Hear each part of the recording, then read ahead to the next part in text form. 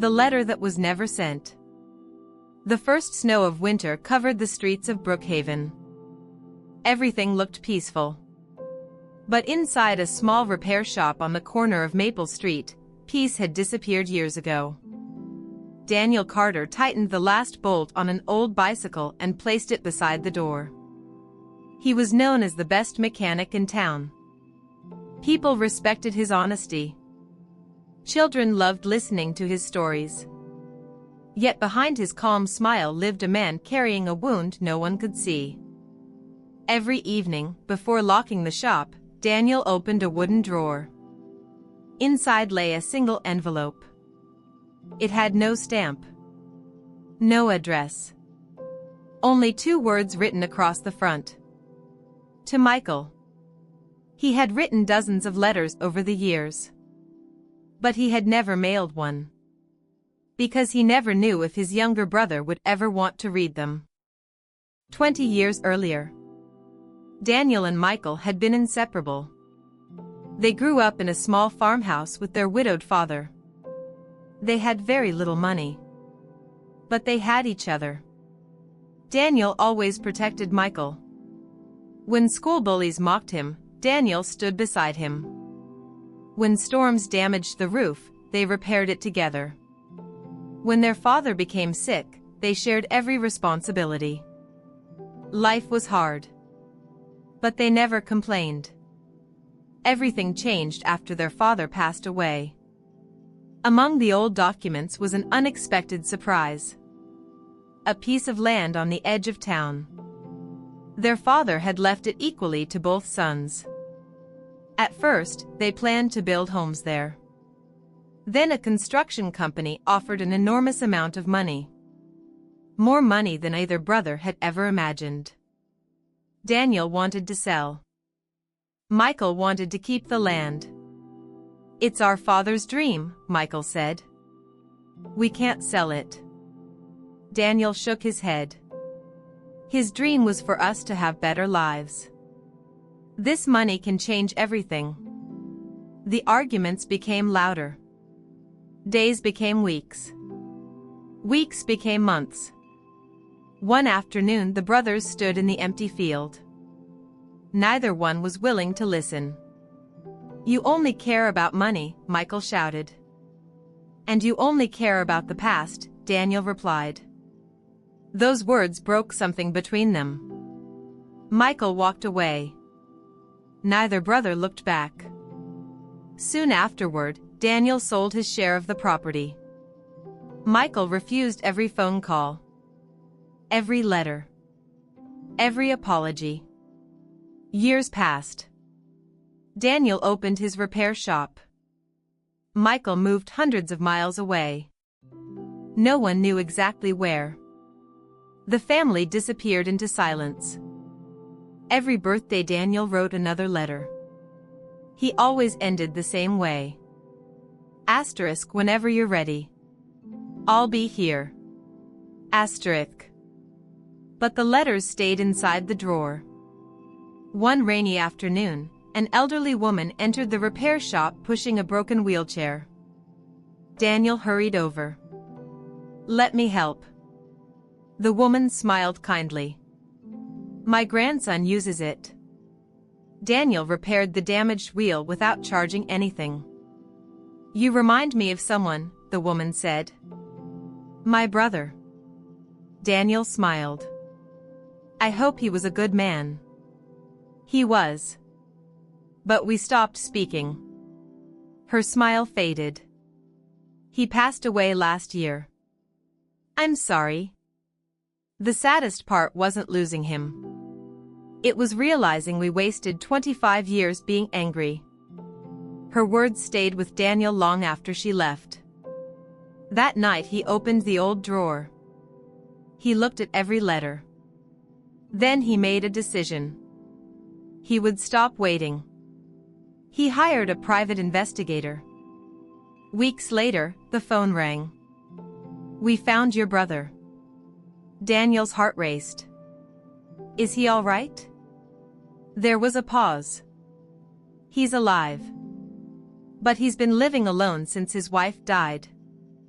Daniel booked the earliest train. The journey lasted 6 hours. Every mile filled him with memories. He imagined what he would say. He imagined Michael closing the door. He imagined silence. Finally, he stood outside a small lakeside cottage. His hands trembled. He knocked. Footsteps approached. The door slowly opened. A man with gray hair looked back at him.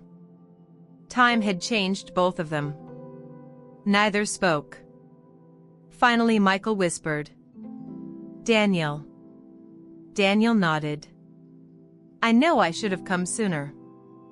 Michael stared quietly. "I didn't expect to ever see you again. I almost didn't come." Silence filled the doorway. Daniel reached into his bag. He handed Michael the thick envelope. "What's this?" "Letters. I wrote one every year." Michael looked confused. "You never sent them." "I didn't know where you were." Michael slowly opened the oldest one.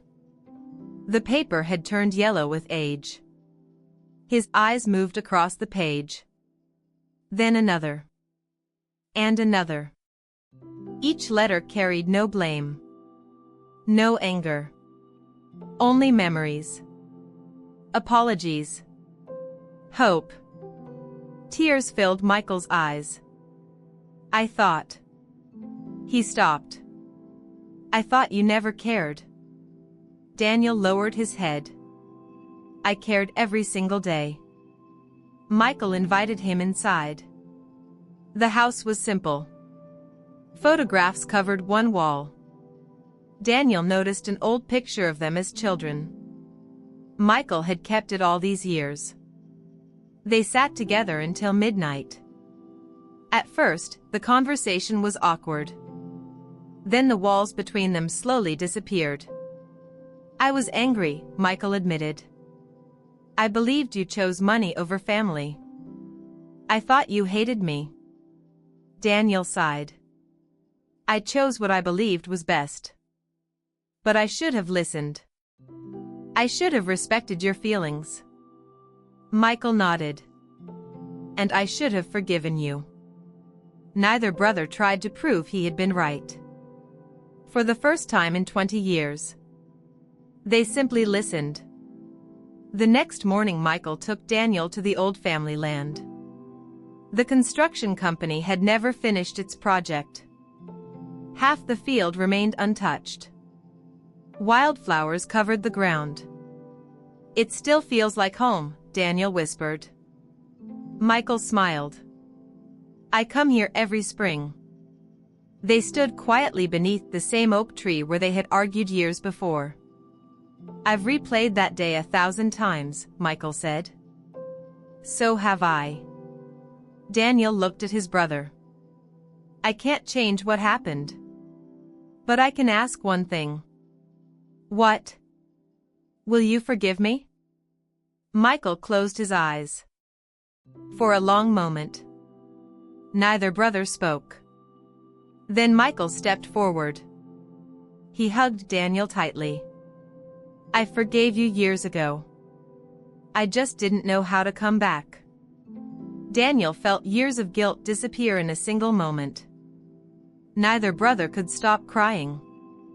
Some wounds don't need explanations. They only need forgiveness. Over the following months, the brothers rebuilt what had been lost. Not perfectly. Not instantly. But honestly. They repaired the old farmhouse together. Every weekend they shared meals. They laughed about childhood adventures. Sometimes they spoke about painful memories. Sometimes they simply watched the sunset. One afternoon, Michael discovered something inside Daniel's bag. The last unopened letter. "You forgot this one." Daniel smiled. "No. I saved it." "Why?" "So I could tell you these words in person." Michael unfolded the blank paper. Nothing was written. He looked confused. Daniel smiled. I don't need letters anymore. My brother is finally home. Years later, Daniel's repair shop became famous for one unusual tradition. Above the entrance hung a wooden sign. Broken things can be repaired. Customers believed it referred to bicycles. Only Daniel and Michael knew the real meaning. One day a young boy entered the shop. He looked upset. I had a fight with my best friend. I don't think we'll ever speak again. Daniel knelt beside him. Can I tell you a secret? The boy nodded. The longer you carry anger, the heavier it becomes. But forgiveness, it makes room for happiness. The boy smiled. I'll go apologize. Daniel watched him leave. Michael looked across the room and smiled. You're getting wiser. Daniel laughed. No. I just learned the lesson too late. The sun slowly disappeared beyond the rooftops. The brothers locked the shop together. This time, they walked home side by side. Not because the past had disappeared, but because forgiveness had given them a future. Sometimes we believe forgiveness is a gift we give to someone else. The truth is, it is also the greatest gift we give ourselves. Because the moment we forgive, our hearts become free. Moral of the story *. Forgiveness does not erase the past, but it frees the future. The strongest people are not those who hold on to anger, but those who find the courage to let it go. ***.